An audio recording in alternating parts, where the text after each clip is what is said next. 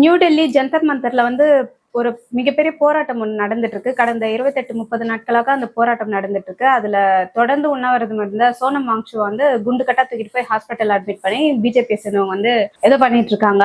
Okay, அவரு fine தான். நேற்று கூட நியூஸ் பார்த்தேன்.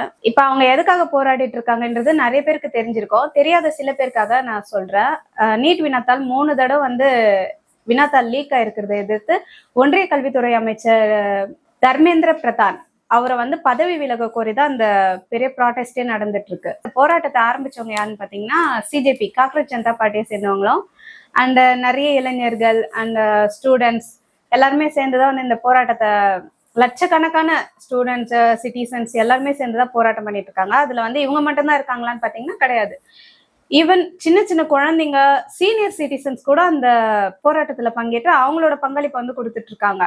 உண்ணாவிரதம் இருக்கிறாங்க, நிறைய பண்ணிட்டு இருக்காங்க. அங்க அவங்க போராடிட்டு இருக்கிறது நம்மளோட அடுத்த ஜென்ரேஷன் வந்து நீட்டால பாதிக்கப்படக்கூடாது, ஏதோ கல்விக்காக அவங்க வந்து போராடிட்டு இருக்காங்க. அங்க வருங்கால சந்ததியினத்துக்காக போராடிட்டு இருக்காங்க. நம்ம ஜனநாயகத்துக்காக அவங்க வந்து போராடிட்டு இருக்காங்க.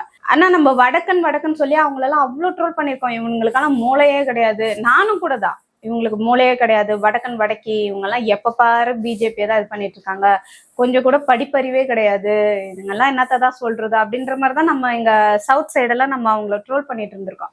ஆனா இப்போ கடந்த சில நாட்களாக மே 5ஆம் தேதிக்கு அடுத்தெல்லாம் நடக்கிறதெல்லாம் பார்த்தா அவங்களே பரவாயில்லையடா, நம்ம என்னடா இவ்வளவு கேவலமா இருக்கும்ன்ற மாதிரிதான் தெரியுது. அவங்க அங்க நம்ம ஜனநாயகத்துக்காக அங்க போராடிட்டு இருந்தா இங்க என்னடானா ஜனநாயகம் படம் ரிலீஸ் ஆகுது, அதுக்காக நாங்க போராடுறோம்னு சொல்லிட்டு அவ்வளோ கேவலமா இருக்கு. அந்த காணொலிகள் எல்லாம் பார்க்கும்போது, இந்த ஒரு வீடியோ பார்க்கும்போது அவ்வளவு வெறியா வருது. என்னடா பண்ணி வச்சிருக்கீங்க தமிழ்நாட்டை, இந்த டிவிக்கு என்ன பண்ணி வச்சிருக்குன்னே தெரியல. எல்லாம் கொஞ்சமாச்சும் அணில்னு சொல்றாங்களா, அந்த அணிலோட மூளை அந்த அளவுக்கு இவங்களுக்கு, அணிலோட சைஸ் அளவுக்கு இவங்களுக்கு மூளை இருந்தாலே இப்படியெல்லாம் பண்ண மாட்டாங்க. ஜனநாயகன் படம் வந்து ரிலீஸ் ஆக போகுது, அது வந்து நல்லா பிரம்மாண்டமா வெற்றி அடையணும்னு சொல்லிட்டு மன்சூர் சாப்பிட்றானுங்க. பெண் அணில்களும் தான். அணில்கள் சொல்லி அணில்களை வந்து நான் அந்த 3 அறிவு 4 அறிவு ஜீவன் எல்லாம் இவங்க கூட எல்லாம் கம்பேர் பண்ணக்கூடாது. அது முட்டி போட்டு வந்து மன்சூர் சாப்பிட்றாங்க. ஈவன் பெண் தற்கொலைகளும் கூட.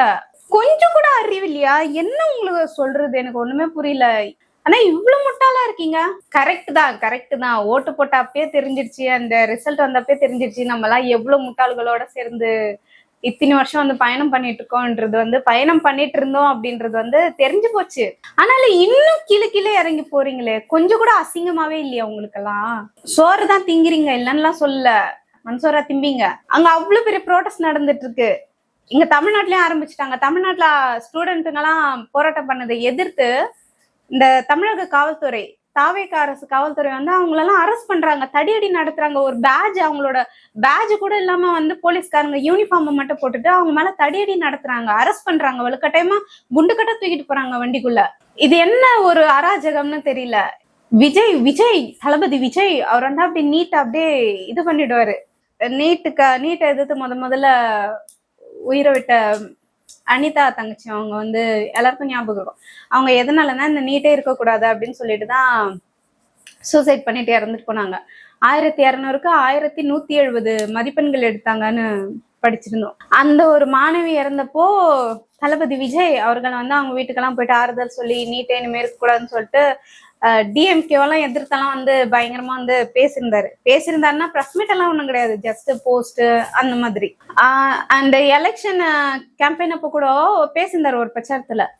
என்னன்னா, என்னோட உடன் பிறந்த தங்கை வித்யாவோ ஏதோ ஒரு பேர், அவங்க தங்கச்சி பேரு எனக்கு சரியா ஞாபகம் இல்ல, அவங்க இறந்தப்ப எனக்கு எவ்வளவு வலியும் வேதனையும் இருந்ததோ அதே மடங்குதான் தங்கை அனிதா இறந்தப்ப, நீட் தேர்வால அனிதா இறந்தப்ப எனக்கு அவ்வளவு வலியும் வேதனையும் இருந்தது. அதெல்லாம் நான் மறக்கவும் மாட்டேன், மன்னிக்கவும் மாட்டேன். நீட் வந்து இருக்க கூடாதுன்னு அப்படியே வாய்க்கிட்டே பேசின அப்போதைய தாவேகா தலைவரும் நடிகருமான திரு விஜய் அவர்கள் இப்ப வந்து சிஎம் ஆயிட்டாரு தமிழ்நாட்டுக்கு. ஆனா இப்போ நீட் தேர்வை எதிர்த்து வினாத்தாள் கசிவானதை எதிர்த்து அங்க வந்து போராட்டம் பண்ணிட்டு இருக்காங்க. தமிழ்நாட்டிலயும் போராட்டம் தான் பண்ணிட்டு இருக்காங்க. ஆனா அது சம்பந்தமா வாயே திறக்கல. இப்ப வரைக்கும் வாயே திறக்கல. படத்தை பார்த்து மினிஸ்டர்ஸ், எம்எல்ஏஸ், மாவட்ட செயலாளர், வட்ட செயலாளர்கள் எல்லாம் இந்த தியேட்டர்ல அப்படி அழுகுறானுங்க. என்ன பணத்தை தூக்க போறாங்களா என்ன, எனக்கு புரியல. என்னமோ பணத்தை தூக்கி இதுக்கப்புறம் பார்க்கவே முடியாது அப்படின்ற மாதிரி அழுகுறாங்க. அதுவும் இந்த தொழிலாளர் நலன் மற்றும் திறன் மேம்பாட்டு துறை அமைச்சர் பர்வேஷ் அப்படியே தேம்பி தேம்பி தேம்பி தேம்பி அழுகுறாரு. எனக்கு அது பார்க்கும்போது ஐயோ என்னடா இவங்க இப்படி இருக்காங்க அப்படின்ற மாதிரி. யாருன்னா இறந்து போயிட்டாங்கன்னா தான் அந்த மாதிரி ஒரு அழு வரும். அது அழுவுறது கூட மேட்டர் இல்ல, சரி அழுது போ தொலை அப்படின்னு சொல்லி கூட விட்டுலாம். அப்படியே அது வந்து லைட் செட்டிங், இந்த பக்கம் ஒரு கேமரா, அப்புறம் இந்த லைட் செட்டிங்கு பச்சையா தெரியுது. இது நான் வந்து அழுவுறது வந்து தளபதி கண்ணுக்கு போய் சேரணும், இன்னைக்கு எதனா எக்ஸ்ட்ரா போட்டு தரணும் அப்படின்ற மாதிரி தெரிஞ்சது. பட் எனக்கு தெரியல. அப்புறம் இந்த மதுவிலக்குத்துறை அமைச்சர் விக்னேஷ் அவரு அப்படி அழுகுறாரு. அண்ட் இன்னொரு முக்கியமான ஒருத்தர், அங்க வந்து டெட் பாடி கிடையாது, அது தூக்கிட்டு போறாங்க, இனிமே வந்து பணத்தை பாருங்க, இனிமேல வந்து அந்த பணத்தை பார்க்கவும் முடியாது அப்படின்னு சொல்றது. அது ஒரு ஜஸ்ட் மூவி பாக்குறாங்க, அவ்வளவுதான், அது கடந்து போயிடணும். கடைசி மூவினா அழ வந்துருமா உங்களுக்கு? ஒரு பதவியில இருக்கீங்க, தமிழ்நாடே இப்போ உங்க கையில தான் இருக்கு அப்படின்றப்போ நீங்க வந்து தமிழ்நாட்டு மக்களுக்கு என்ன பண்ணணும், தமிழ்நாடு அடுத்த லெவலுக்கு கொண்டு போறதுக்கு என்ன பண்ணணும், இனிமே தீய சக்தி கொண்டு வந்த திட்டங்கள் எல்லாம் ஒழிச்சிட்டு ஸ்டிக்கர் ஓட்டுற வேலையெல்லாம் பார்த்துட்டு தான் இருக்கோம், அதையும் தாண்டி எதனா நல்லது பண்ணணும் அப்படின்ற ஒரு யோசனை இருந்தா நீங்க வந்து படத்துக்கு போங்க. அது வந்து உங்களோட தனிப்பட்ட விஷயம், அதெல்லாம் ஒன்றும் அந்த சொல்றதுக்கு இல்லை. ஆனா அங்க போயிட்டு எதுக்கு அழுது சீன் போடணும்? இந்த கரூர் மாவட்ட செயலாளர் மதியழகன் அவரெல்லாம் வந்து அந்த மாதிரி மூக்கு உறிஞ்சு உறிஞ்சு அழுகுறதெல்லாம் எனக்கு சத்தியமா சிரிப்பு தான் வந்தது. கதறி கதறி அழுதுதை பார்த்து உடஞ்சு போயிட்டேன் நான், சத்தியமா சொல்றேன். அத்தனை பேர் இறந்து போனாங்க, அதை பார்த்துட்டு அப்போ அந்த ஸ்பாட்டுக்கு போயிட்டு அழுத அன்பில் மகேஷ் பொய்யாமொழி அவரு அழுதுதெல்லாம் வந்து சும்மா நாடகம் டிராமா அப்படின்ற மாதிரி எல்லாம் ட்ரோல் பண்ணிட்டு இருந்தாங்க. அண்ட் செந்தில் பாலாஜியும் அங்க போயிட்டு அந்த ஸ்பாட்ல வந்து நின்றுட்டு இருந்தாரு. அதெல்லாம் இவங்களுக்கு வந்து டிராமாவா தெரிஞ்சுது. அப்போ இவங்க எல்லாம் வந்து துண்டை காணும் துணியை காணும்னு சொல்லிட்டு ஓடினாங்க. ஈவன் ஜனநாயகத்தோட கதாநாயகன் அவரும் வந்து திரும்பி பார்க்காம ஓடி போனாரு. அப்பெல்லாம் வந்து வராத அழ, அதுதான் இந்த வசூல் ராஜா படத்துல எங்க தாத்தா இறந்தப்ப கூட சும்மா கன் மாதிரி இருந்த மனுஷன், நீ ஒரு வார்த்தை சொன்னதும் பொட்டுன்னு சொன்னதும் சும்மா கண் கலங்கி நின்ட்டாரு அப்படின்ற மாதிரி கமலஹாசன் சார் வந்து அந்த டைலாக் ஒன்று விட்டுருப்பாரு. அதேதான் இங்க 41 பேர் இறந்தப்ப கூட சும்மா கன் மாதிரி இருந்த நாங்க என் தலைவன் படத்தை பார்த்துட்டு அப்படியே கரைஞ்சிட்டோங்க அப்படின்ற மாதிரி. இதெல்லாம் ஒரு கொஞ்சம் கூட மனசாட்சி இருக்கிறவங்க பண்ற செயலே கிடையாது. கேட்டா இந்த அணில் குஞ்சுகள், சாரி இந்த தற்கொலைகள்ல, அதுவும் பெண் தற்கொலைகள் எல்லாம் என்ன சொல்லுங்க, டெல்லியில நடக்கிறதுக்கும் தமிழ்நாட்டுல நாங்க படம் பாக்குறதுக்கும் என்ன சம்பந்தம் அப்படி? எங்க ஜனநாயகன் படம், எங்க தலைவர் படம் ரிலீஸ் ஆகுறதுதான் உங்களுக்கு வந்து தக்காளி தொக்கா அப்படின்ற மாதிரி எல்லாம் ரொம்ப அறிவுபூர்வமாலாம் வந்து பேசிட்டு இருக்குங்க. முக்கியமா இந்த ஆண் தற்கொலைகளை விட இந்த பெண் தற்கொலைகள் கதறெல்லாம் பயங்கரமா இருக்கு. நாங்க எங்க அண்ணனுக்கு அக்காவாகவும் இருப்போம், தங்கச்சியாகவும் இருப்போம், பொண்டாட்டியாவும் கூட இருப்போம், என் வப்பாட்டியாவும் கூட நாங்க இருந்துட்டு போறோம், உங்களுக்கு என்ன பிரச்சனை அப்படின்னு சொல்றது. அண்ட் ஊர்ல உலகத்துல யாருதான் 2 பொண்டாட்டி 3 பொண்டாட்டி வச்சுட்டு இல்ல, பல்லு இருக்கிறவன் பக்கோடா சாப்பிட்றான், ஏன் என் வீட்டுக்காரன்னு இன்னொரு கீப்பை வச்சுதான் இருக்கிறான், உங்களுக்கு என்ன வந்ததுன்னு சொல்றது. அவர் கீப்பை வச்சுப்பாரு இல்ல யார வேணா வச்சிருப்பாரு, அது உங்களுக்கு என்ன குத்துது, அவர்கிட்ட பணம் இருக்குது வசதி இருக்குது, என்ன வேணா வச்சுப்பாரு அப்படின்னு. என் புருஷனை விட எனக்கு எங்க விஜயை தான் பிடிக்கும் அப்படின்னு சிரிச்சுட்டு போறது. இவ யான் பேச்ச கூட மதிக்க மாட்டா, விஜய்னா ஓடி வந்துருவா, விஜய்னு சொன்னாலே போதும் ஓடி போயிடுவா அப்படின்னு சொல்லிட்டு பெண் தற்கொலையோட ஹஸ்பண்ட் வந்து பேசுறது. இதெல்லாம் ரொம்ப அசிங்கம். அங்க வந்து டெல்லிலயும் சரி, இங்க தமிழ்நாட்டிலயும் சரி, கல்விக்காக போராடுறாங்க, தன்னோட உரிமைக்காக போராடிட்டு இருக்காங்க. இப்ப வரைக்குமே அந்த போராட்டம் எல்லாம் அங்கெல்லாம் நடந்துட்டு தான் இருக்கு. இதுக்கெல்லாம் வந்து இந்த பெண் தற்கொலைகளும் சரி, ஆண் தற்கொலைகளும் சரி, டிவிக்கு சேர்ந்தவங்க வந்து ஒண்ணுமே பண்ணல, மூடிட்டு இருக்காங்க. அவங்களுக்கு அந்த போராட்டத்துக்கும் என்ன சம்பந்தம்னே தெரியல அவங்களுக்கு. நமக்கு வந்து ஜனநாயகன் படம் ரிலீஸா, ஃபயர் ஃபயர் பிளாஸ்ட் பிளாஸ்ட் அப்படின்னு சொல்லிட்டு லாஸ்டா வந்து ஒரு வீடியோ ஒன்று பார்த்தேன்.